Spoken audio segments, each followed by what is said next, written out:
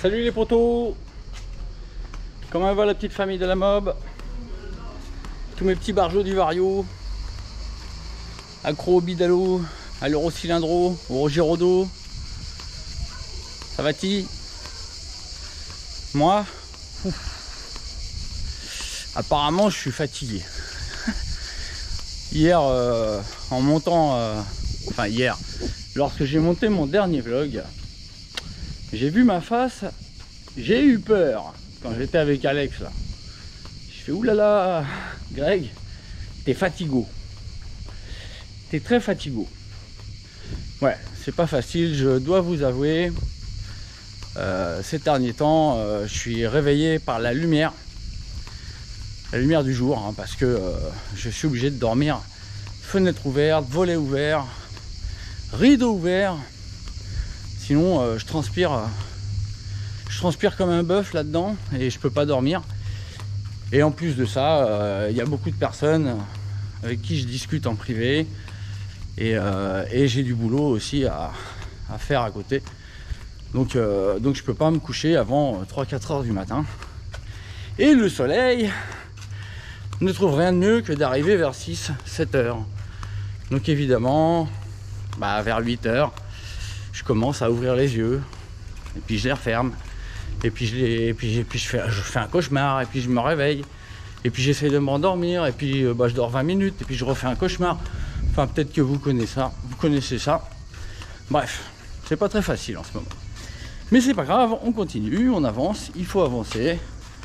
Hein, j'ai une petite marque sur les épaules qui fait du bruit, qui avance bien. D'ailleurs, vous voyez ce que supportent mes épaules actuellement. 4 petites calus. Et nous sommes dimanche. Et j'ai la chance d'avoir un mondial relais maintenant à proximité de chez moi. Je peux y aller à pied. Et il est même ouvert le dimanche. Donc c'est super. Donc je ne laisse pas le travail m'envahir. J'essaie de traiter au plus vite les commandes. Et donc voilà, ça va être déposé. Pour 5 minutes, ça sera déposé. Voilà. Donc j'ai aussi mon masque sur moi. Parce que je dois aller faire quelques courses. Parce que j'ai plus d'eau minérale. L'eau du robinet ayant une odeur très bizarre. Donc le café a un goût très bizarre. Et même mon sirop de pêche a un goût très bizarre. Donc je préfère l'eau minérale de loin. Voilà. Donc voilà, donc je vais aller faire quelques courses. Je vais déposer ça. Enfin je vais déposer ça. Après je vais faire quelques courses. Et puis ensuite on va aller au Boscon. On va aller finir les réglages de la lunette. Là, ça va être la fin. Je vais vous expliquer pourquoi. Déjà je vais livrer mes 4 petites calus. Et puis on se retrouve en bas au box. Et je vous explique pourquoi les réglages sont terminés. Allez, à tout. L'outil obligatoire pour faire ses courses aujourd'hui, t'as pas ça, tu crèves la dalle. Bref, bon voilà, regardez, vous en avez rien à foutre. Mais voilà mes coursettes. Donc du sucre pour faire le café, hein, quand même. Ça, de quoi enlever le pourrissement sous les bras, entre les fesses et entre les jambes. Des petites betravounettes, regardez, en promo, hein, évidemment. En promo, hein. Voilà, hein, opération anti-gaspillage. Donc, je me suis dit, allez, on va se faire des petits choux rouges. Ça va croquer sous la dent, ça va être bien frais. De quoi hydrater mes organes, histoire de survivre à cette chaleur. Et enfin, de quoi accompagner le café qui sera sucré. Voilà. Voilà, vous avez la recette du booster. Vous voyez comme c'est rempli de protéines et de calories. Avec ça, on grossit comme un malade. Bref, vous voyez ça, tous les jours, moi je mange qu'une fois par jour en fait. Je ne mange que le soir. Bon, je me fais mon petit café avec mes quelques brioches le matin.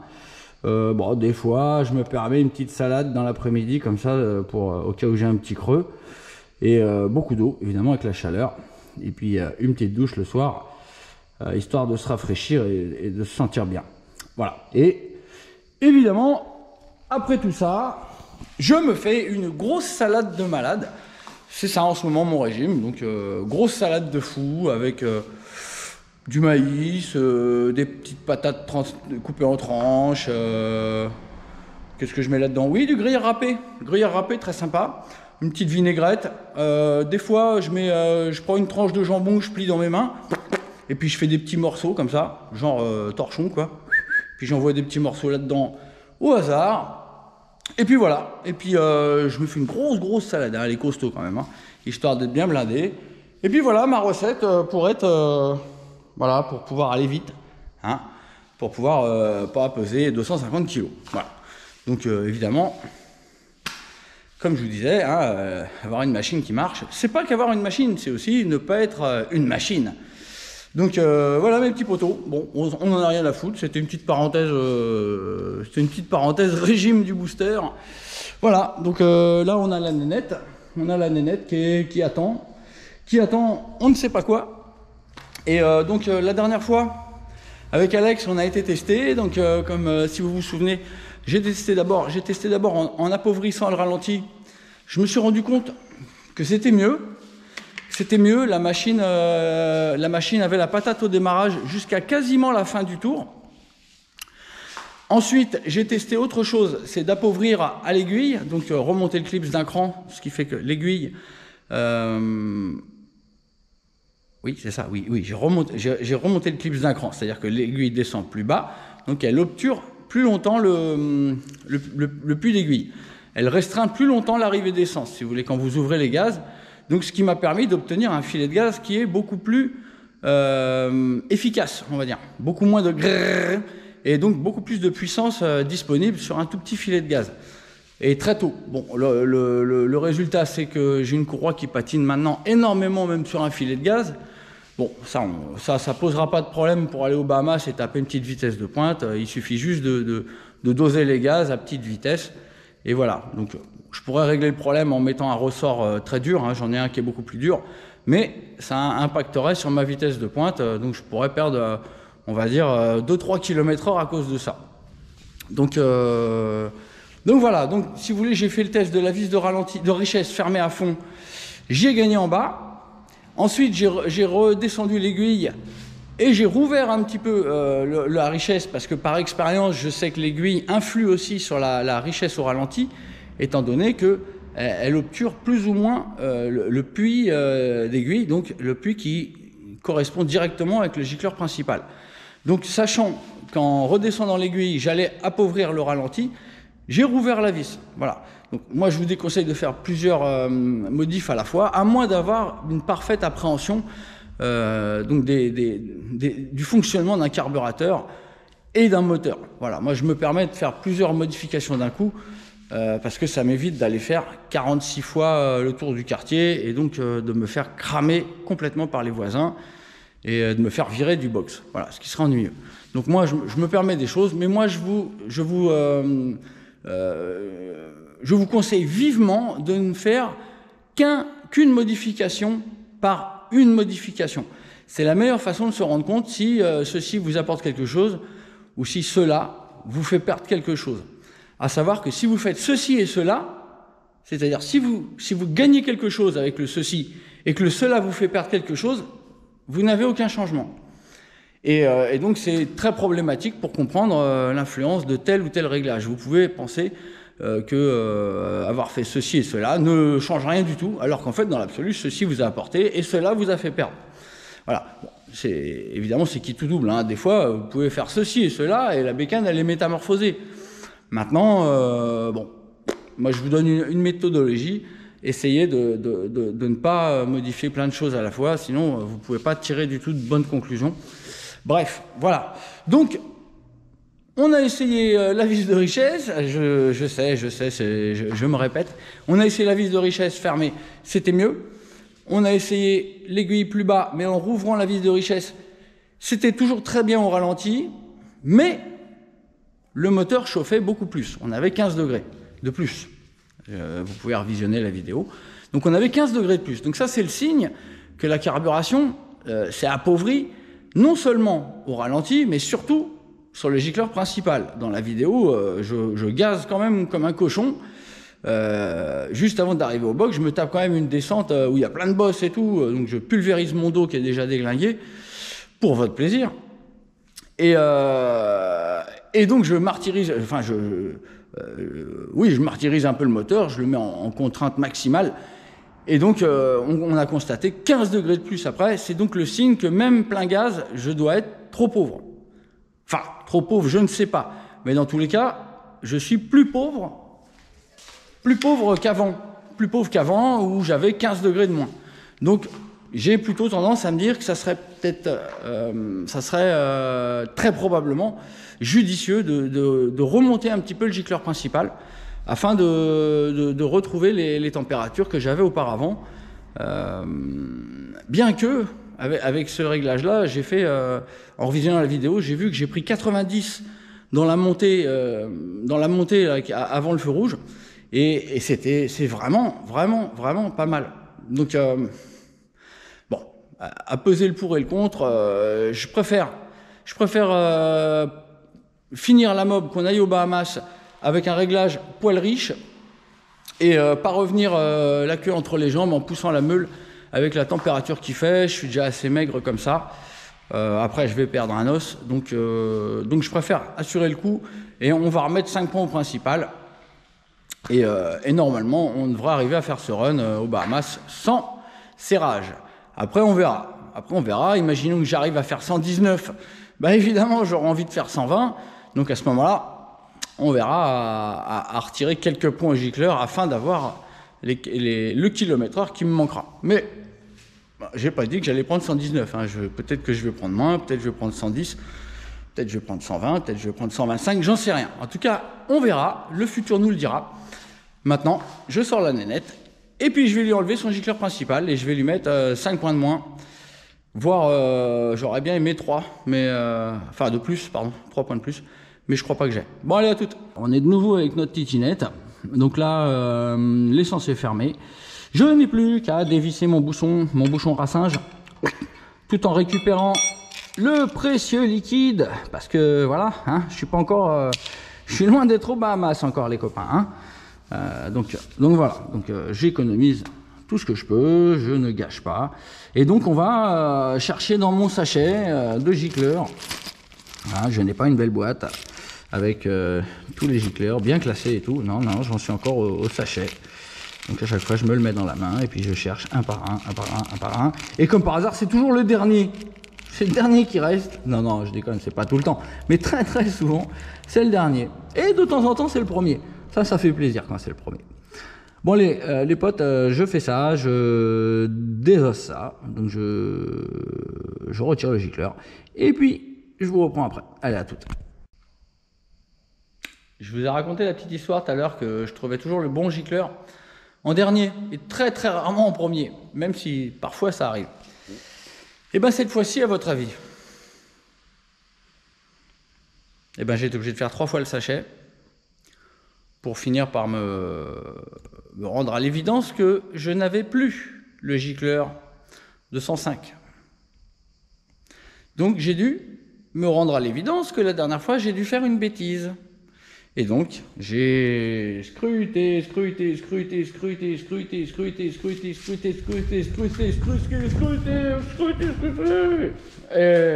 l'ai retrouvé. Il était là, l'enfoiré. Juste là où j'ai démonté la dernière fois. Coup de chance, il n'est pas passé sous une roue de bagnole et il est parti s'éclater dans une porte. Donc je l'ai. On va pouvoir repasser à un gicleur de 105. Voilà, comme ça on sera sécure pour aller aux Bahamas, étant donné que là, a priori, ça chauffait un peu plus que la normale. Et donc, tout ça du fait de l'aiguille qui descend plus profondément dans le puits, et donc du fait qu'elle est conique, elle restreint plus l'arrivée d'essence dans le puits au gaz maxi. Imaginez-vous, voilà, c'est un cône qui rentre dans un tube. Et plus il descend dans le tube, en fait, plus le cône bouche le tube. Voilà, et comme là j'ai redescendu l'aiguille, et bien évidemment, ça restreint un petit peu, même plein gaz. Donc, les aiguilles modifient votre carburation au niveau du gicleur principal. Donc faites très attention quand vous changez d'aiguille. Si vous remarquez qu'elle est plus pointue que l'autre, hein, vous comparez à même hauteur de clips. Donc même quand vous changez de hauteur votre clips, hein, c'est pareil, hein, ça la positionne plus haut ou plus bas. Et donc vous arrivez sur une partie qui est plus ou moins pointue, enfin plus ou moins fine quand vous êtes plein gaz. Donc attention, l'aiguille modifie votre carburation, même plein gaz. Trop de blabla, me dit cet homme-là. Donc on va monter le gicleur 205. Et puis voilà. Et puis après, je vous reprends. À toutes. Je n'aime pas ça. C'est un nid à moustiques. C'est là-dedans que vont naître les saloperies qui vont me pomper le corps, me pomper mon sang. Donc vous savez ce que je vais faire? Ben, je vais prendre mon chiffon dégueulasse. D'ailleurs, il me reste que celui-là. Il faudrait vraiment que j'en trouve un autre. Mais pour le moment, je n'ai que celui-là. D'ailleurs, là, mes mains sont tellement peu sales que je n'ose même pas m'essuyer les mains. Oui, changer un gicleur, il n'y a plus dégueulasse. Donc voilà, vous voyez ce que je vais faire là? Là, je condamne les futurs moustiques. Voilà.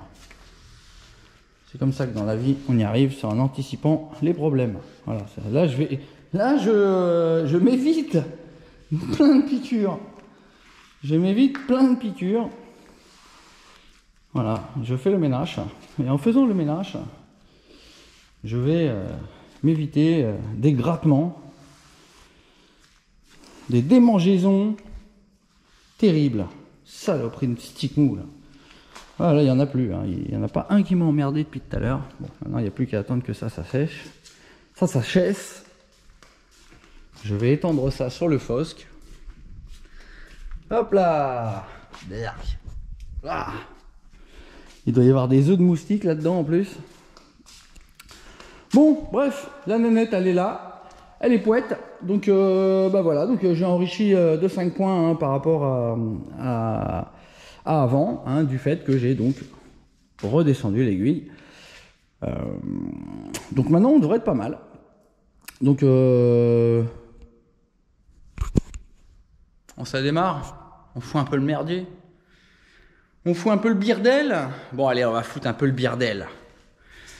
On va foutre un peu le birdel et je vais vous montrer le petit varial prototype en variation. Hein. Je ne vais pas vous le montrer à l'arrêt. Si je vous le montre à l'arrêt, hein, vous savez ce qui va se passer. On va me pomper. Comme un gros moustique, on va me pomper mes idées.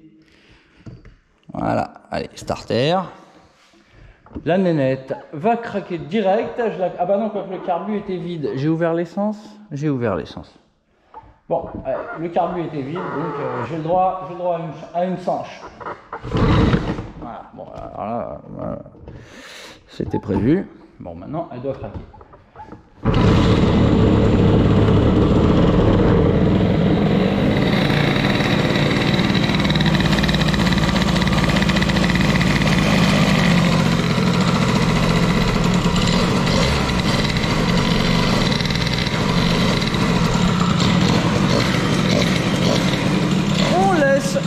Chauffer le petit cylindre de Fausk en espérant que ça ne va pas caler sur un coup de piston du fait du très peu d'inertie de ce moteur. Avec le variateur de 500 grammes et le rotor interne, on a très peu d'inertie. Il suffit d'un rien pour que ça cale d'un coup.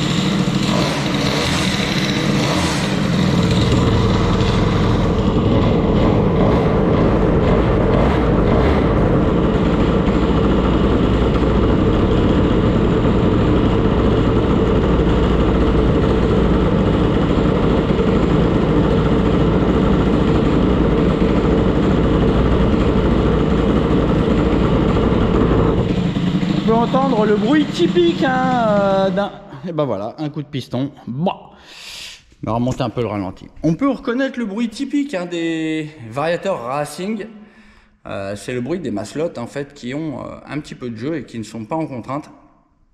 Donc lorsque la courroie est en bas, clang, clang, clang, clang, clang, clang, clang, clang, clang, clang, comme une Ducati et leur embrayage à sec, c'est la classe. Ça fait un singe. Bon allez, ce coup-ci, c'est la bonne.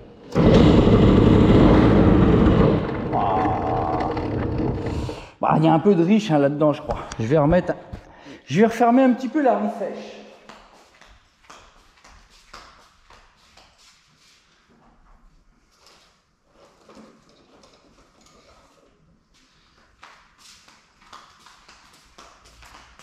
Je vais y remettre un petit coup à la riz sèche.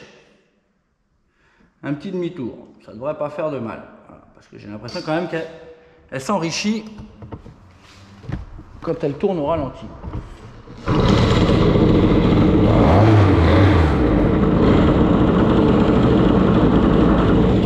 Voilà. Là, normalement, on a appauvri le ralenti. Normalement, elle devrait moins s'enrichir. Donc le ralenti devrait moins chuter. Normalement. Normalement, là, elle chauffe tranquillement. On va aller chercher Magnum, le diseur de vérité. Celui qui dit tout, qui balance tout. Hop, allez Magnum, dis-moi la température de mon cylindre. Bon, 56 degrés. En quelque sorte, on est à la température d'un cylindre liquide. Hein. Donc là, je pourrais déjà commencer à ouatter hein, sans problème. Voilà. Ah, au fait, vous voyez la bête?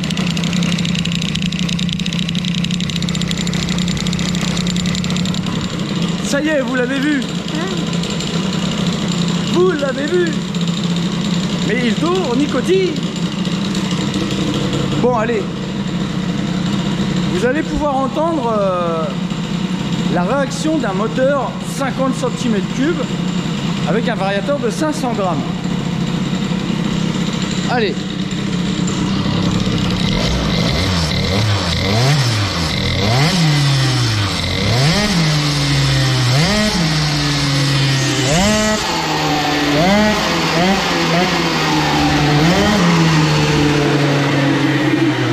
Voilà. Cylindre d'origine de Fosc. Bon, maintenant le problème c'est que le ralenti est vachement haut. Et là, si je mets mes claquettes, je vais les déglinguer. Donc je vais baisser un peu le ralenti.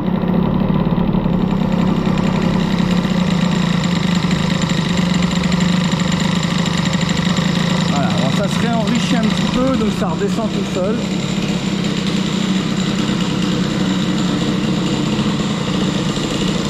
Bon, malheureusement, je ne peux pas vous montrer le coup de savate, sinon vous allez voir le varial. Ah, il va caler le merdier. Ah non, non. Ouais, hop. Ah, voilà. Hop, magique. Vous n'avez pas pu voir le varial. Désolé. Voilà, bon, la nénette, là, a priori, elle est prête pour aller péter la VMAX. La question est, quand maintenant? À savoir que Alex m'a proposé qu'on aille se faire tous les deux ensemble un Bahamas, hein, parce qu'il aimerait bien tester aussi sa mob aux Bahamas. Il veut que sa nénette connaisse les Bahamas. Donc lui, évidemment, il sera pas en mode tête de fourche et tout, et il est en mode 94 kilos, hein, notre ami Alex. Hein, il n'est pas en mode 72 kilos comme moi. Donc bon, ça sera pas pareil.